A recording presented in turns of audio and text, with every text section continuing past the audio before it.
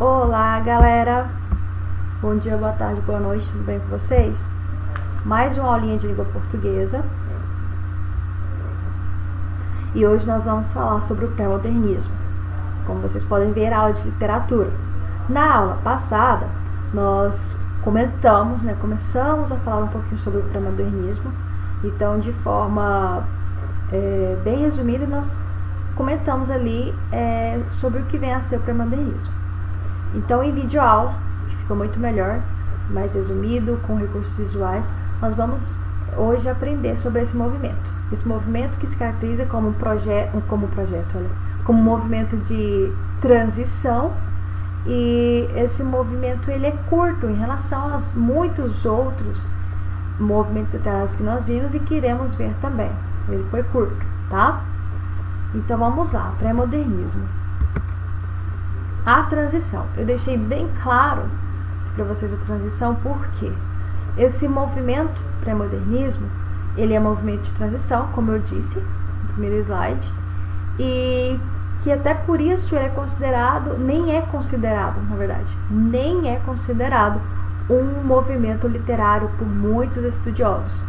Por ser um movimento de transição, um movimento literário de transição entre uma escola literária e outra, há uma intensa manifestação literária onde várias obras contêm diferentes traços, vamos dizer, diferentes modelos, certo? Um segue mais um pouco do simbolismo, outro pega muitos traços, por exemplo, do romantismo, na questão do nacionalismo, regionalismo, e assim por diante, tá? Então, nós podemos considerar que nem chega a ser um movimento literário, tá? Para muitos. Então, não tem uma resposta X. É movimento literário ou não é movimento literário. Não tem essa resposta, tá? Então, olha só. A literatura brasileira vivia nas duas primeiras décadas do século XX em um momento de transição. Por um lado, perdurava a influência das correntes estéticas do século XIX, como o realismo, o naturalismo, o parnasianismo e o simbolismo. Por outro, já notavam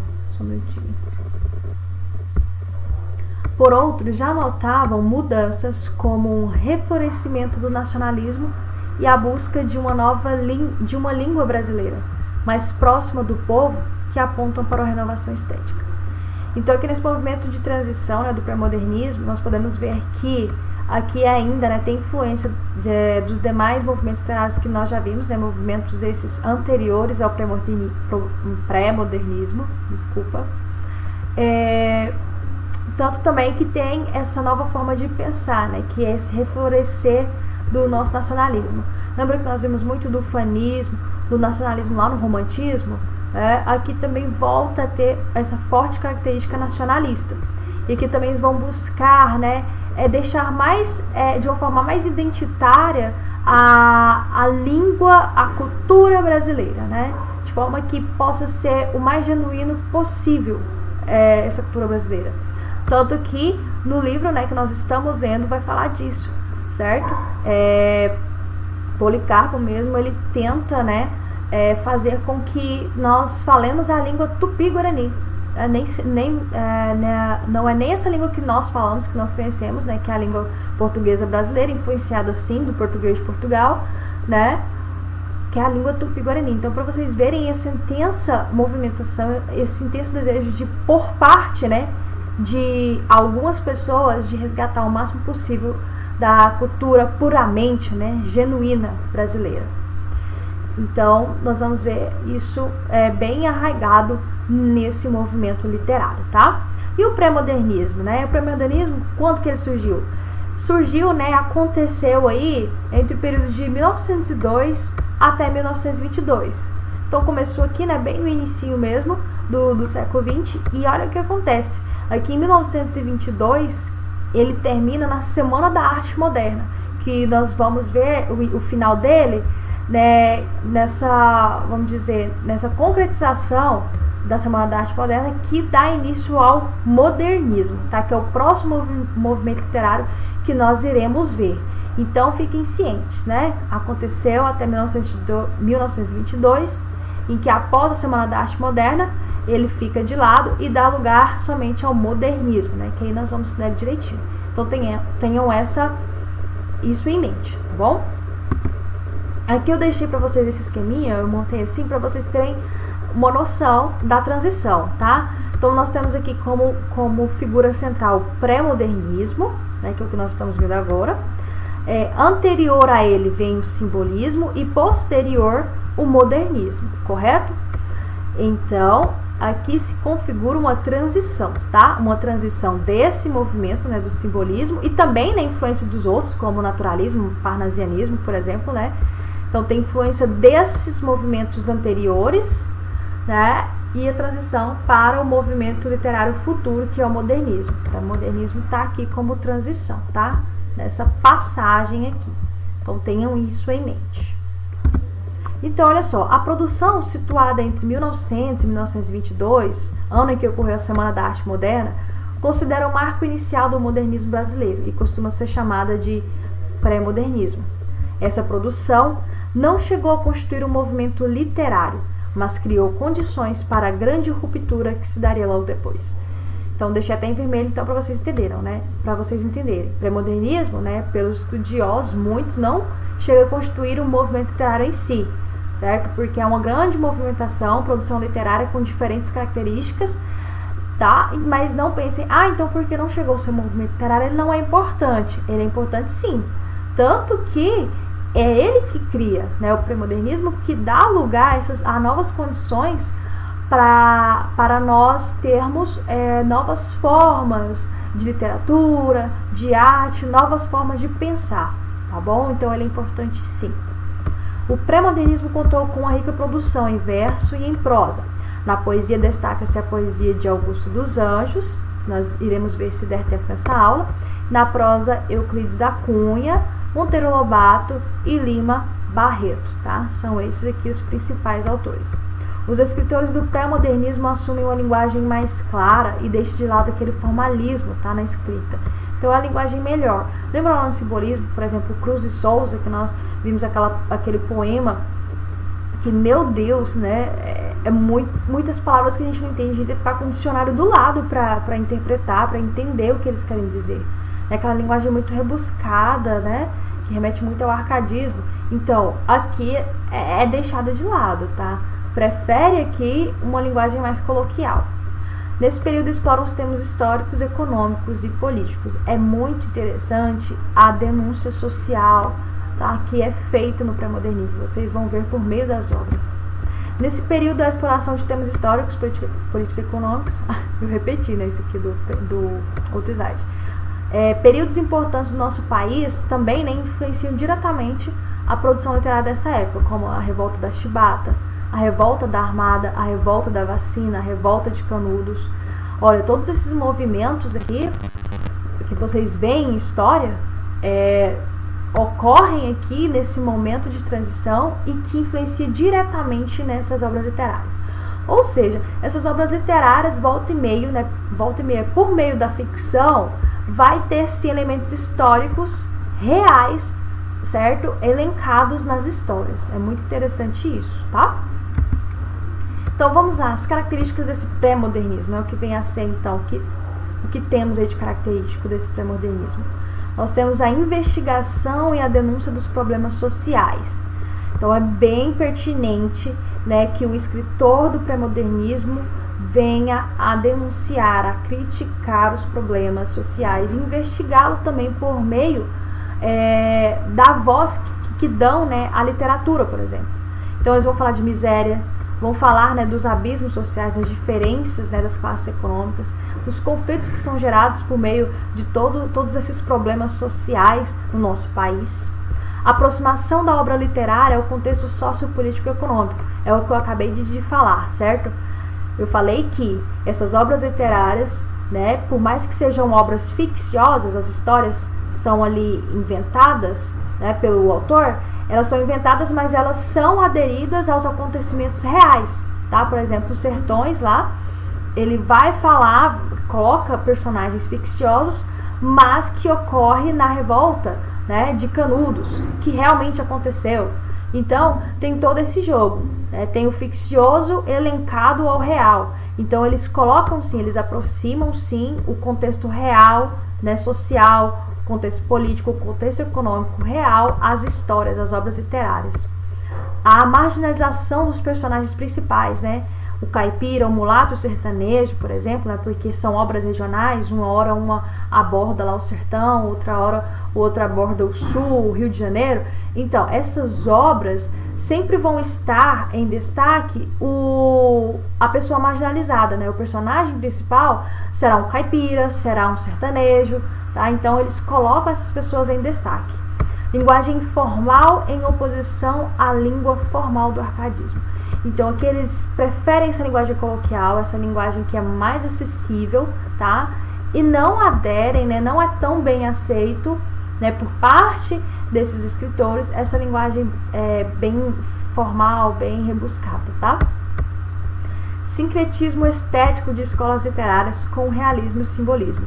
Quando vocês ouvirem falar de sincretismo estético, sincretismo na literatura, tenham noção que é essa fusão de características, tá? No caso, sincretismo estético, então é a fusão de características estéticas de outras histórias literárias com a escola literária presente, tá? Então aqui, se está falando de sincretismo estético das escolas literárias como realismo e simbolismo, quer dizer que são fusões, tá, de características do realismo e do simbolismo juntamente com o pré-modernismo. Nada mais, nada menos que isso, tá bom?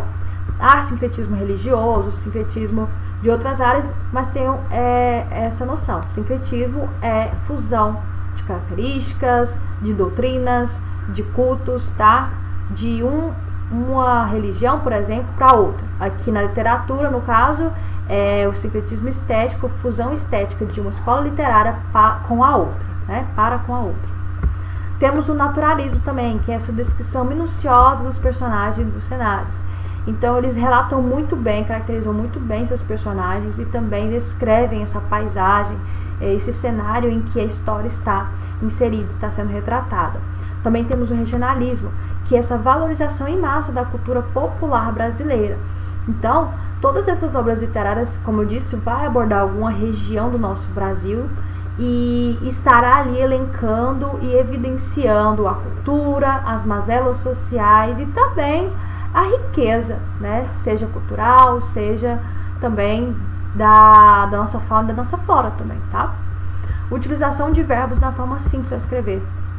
Então, como eu disse para vocês, optam por uma linguagem coloquial, uma linguagem mais acessível e, em consequência, né, os verbos, as formas verbais estarão, vamos dizer, mais acessíveis para entendimento, né? Não vai dizer dir-lhe-ei que ao nascer do dia, ao alvorecer do dia, acontecerá isso, aquilo. Não tem muito isso, tá? É bem claro, eu vou dizer isso, aquilo, eu vou fazer isso, aquilo. Bem tranquilo, bem similar ao nosso português falado, tá? E enfim, ao ver, né, todas essas características, né, o movimento em que ocorreu o pré-modernismo, nós vamos ver aqui rapidamente sobre Augusto dos Anjos, tá? Quem vem a ser esse Augusto dos Anjos? Augusto dos Anjos, ele foi um importante poeta brasileiro, tanto que o livro dele, o livro Eu, já passa de mais de 100 edições, meninos. Ele é muito lido e é uma poesia muito forte, uma poesia que realmente choca quando a gente lê. Nós vamos entender o porquê, olha só. De 1884 a 1914, né, em que ele viveu, ele é considerado um dos poetas mais críticos da sua época. Foi identificado como o mais importante poeta do pré-modernismo, embora revele em sua poesia raízes do simbolismo, retratando o gosto pela morte, a angústia e o uso de metáforas. Então ele tem forte ligação com o simbolismo, vocês vão ver até nas poesias. Ele vem muito falar dessa relação matéria e espiritual, relação vida e morte. Então por isso que se assemelha muito ao simbolismo, tá? Declarou-se cantor da poesia de tudo que é morto. Durante muito tempo foi ignorado pela crítica, que julgou seu vocabulário mórbido e vulgar. Sua obra poética está resumida em um único livro, que se chama Eu, publicado em 1912 e reeditado com o nome Eu e Outros Poemas. Como eu falei para vocês, tiveram muitas edições, então hoje também vocês podem encontrar com o título Eu e Outros Poemas, tá? Quando fala seu vocabulário mórbido e vulgar, é que muitos críticos, né, não aceitavam muito essa linguagem mais coloquial, embora Augusto dos Anjos, sim, ele ainda use em seus poemas uma linguagem muito culta, sim, é mais acessível, mas ainda assim se torna uma linguagem, né, se configura uma linguagem culta e muito ligada ao simbolismo, tá? Então nós vamos ver uma poesia dele disso aqui. Então, sua infância e formação. Augusto de Carvalho Rodrigues dos Anjos, né, ou Augusto dos Anjos, nasceu no engenho Pau d'Arco, na Paraíba, no dia 22 de abril de 1884. Ele era filho de Alexandre Rodrigues dos Anjos e de Córdula de Carvalho Rodrigues dos Anjos. Ele recebeu do pai, que foi formado em Direito, as primeiras instruções. No ano de 1900, ingressou no Liceu Paraibano e nessa época compôs seu primeiro soneto, chamado Saudade. Augusto dos Anjos estudou na Faculdade de Direito de Recife entre 1903 e 1907. Formado em Direito, retornou para João Pessoa, capital da Paraíba, onde passou a lecionar literatura brasileira em aulas particulares. Ele foi professor e foi poeta. Em 1908, foi nomeado para o cargo de professor do Liceu Paraibano, mas em 1910 foi afastado da função por se desentender com o governador. Nesse mesmo ano, casa-se com Esther Fialho e muda-se para o Rio de Janeiro, depois que sua família vendeu o engenho Pau d'Arco. No Rio de Janeiro, Augusto dos Anjos lecionou literatura em diversos cursinhos. Lecionou geografia na Escola Normal, depois no Instituto de Educação e no Ginásio Nacional. Em 1911, foi nomeado professor de geografia no Colégio Pedro II. Durante esse período, publicou vários poemas em jornais e periódicos. Então, ele deixou, né, em sua carreira, a formação, né, para a docência e também para a escrita, para a literatura. Então, ele teve uma excelente formação, né, direito, curso de elite naquela época, né, e muito difícil de se conseguir fazer o curso e difícil também até para exercer. Então, ele conseguiu tudo isso, e só que foi, né, pendeu para a carreira da docência e da literatura. Em 1912, ele publicou a obra Eu, tá? Que hoje, né, como eu disse para vocês, já conta com mais de 100 edições dessas publicações. Tal sucesso tem várias explicações, entre elas a originalidade chocante da poesia do autor, que trilhou um caminho único em nossa literatura, fundindo elementos simbolistas a elementos materialistas e científicos. Então, olha só, enquanto simbolismo, parnasianismo, naturalismo estavam ali brigando, eu sou totalmente ciência, eu sou totalmente a transcendência. Augusto dos Anjos foi lá e juntou foi tudo e colocou em suas obras, né? Então ele falou, não, vamos parar, como se fosse isso, né? Vamos parar de brigar, vou colocar tudo isso aqui junto, que materialismo, só cientificismo, não, vamos juntar tudo e fazer uma coisa aqui legal. E ele conseguiu, né? Ele fundiu todos esses elementos, né, da transcendência, do materialismo, do cientificismo e colocou em suas obras. Acho que é por isso que fez tanto sucesso, faz sucesso até hoje. Por um lado, o poeta herdou do simbolismo uma visão cósmica e uma angústia moral, além de ter adotado por influência do filósofo Schopenhauer um pessimismo exacerbado. Schopenhauer, viu? É um filósofo alemão, tá, lá do século XIX, deve que você já viu em filosofia aí.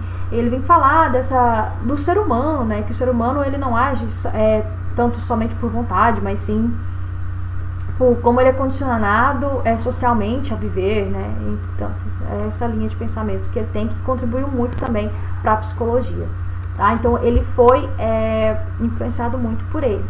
Então ele vai escrever nessa linha de pensamento, e mesmo com visão, né, materialista científica, ele consegue externar nos seus poemas, vamos dizer assim, coisas que realmente fazem sentido, né? O que antes brigava para falar só o cientificismo que dá uma ciência exata, só a ciência exata que importa, os outros, para que isso, viver de ciência exata, não é isso, né? É muito mais do que nós vemos, o espiritualismo, a transcendência está aí. Então é por isso que é muito importante a obra dele, tá? Então Augusto dos Anjos na poesia para o pré-modernismo é muito abordado também em vestibulares, tá? E tem vestibulares que até especificam que para você ver do pré-modernismo a poesia indica muito Augusto dos Anjos, tá? Então fiquem cientes, tá? E também porque que ele abarca, né, todas essas correntes filosóficas. Até porque, como é um período de transição, tá tudo aqui misturado essas diferentes estéticas dos movimentos literários. Paradoxalmente, o eu lírico de seus poemas busca o infinito na matéria, com a perspectiva pessimista de que tudo caminha para a morte, para o mal e para o nada. Então, a visão pessimista dele, né? Tipo, não resta nada que morrer, que a morte, né? Tudo coopera para o mal. Era isso que ele pensava, né? Então, em todos os seus poemas, esse eu lírico ia falar disso, né? De buscar esse infinito. Não há nessa poesia, né? Não há na poesia de Augusto dos Anjos um lugar para a esperança, uma vez que tudo é matéria e a matéria caminha para a podridão absoluta. Como nosso corpo, por exemplo, né? Nosso corpo é matéria. Isso aqui a gente investe tanto, ama tanto, mas na verdade quando nós morrermos, né, vai ser comido por vermes. Então, a podridão absoluta. Então, ele batia muito nessa tecla. A linguagem empregada pelo autor também é surpreendente, considerando-se a linguagem elevada que até então era utilizada na poesia. Termos científicos se misturam a um vocabulário rebuscado, dando origem a uma linguagem eloquente, expressiva e muitas vezes chocante. As formas poéticas, entretanto, ainda são as convencionais empregadas no simbolismo, como o soneto e o verso decassílabo ou lanchaneiro. Então vamos aqui ver, né? A sua obra Eu contém 58 poemas, que chocou pela agressividade do vocabulário e por sua obsessão pela morte. Então, nós vamos ver isso aqui. Integram, né, a sua linguagem termos considerados antipoéticos, né, como podridão da carne, cadáveres fétidos e vermes famintos, como também por sua retórica delirante, por vezes criativa, por vezes absurda, como nesse poema aqui, Psicologia de um Vencido. Olha só o poema, o que ele vem dizer. Eu, filho do carbono e do amoníaco, monstro da escuridão e rutilância, sofro, desde a epigênese da infância, a influência má dos signos do zodíaco. Profundissimamente hipocondríaco, este ambiente me causa repugnância. Sobe-me à boca uma ânsia análoga à ânsia que se escapa da boca de um cardíaco. Já o verme, esse operário das ruínas, que o sangue podre das carnificinas come e a vida em geral declara guerra. Anda a espreitar meus olhos para roê-los, e há de deixar-me apenas os cabelos na frialdade inorgânica da terra. Forte, não é? Olha só, ele vem começar a falar aqui que ele, né, é material do carbono e do amoníaco, né? Então essas matérias, realmente, carbono e amoníaco fazem parte da matéria do corpo humano, tá? Sabemos que a amônia mesmo, né, tem um cheiro muito forte, um cheiro ruim, né? É fétido, tem mau cheiro. E o carbono também, né, que faz parte do nosso corpo humano, então ele vem falar que é formado por isso. E quando ele aborda essas matérias-primas, né, que é feito o corpo humano, ele quer falar que fede, que não vale de nada, não é mesmo?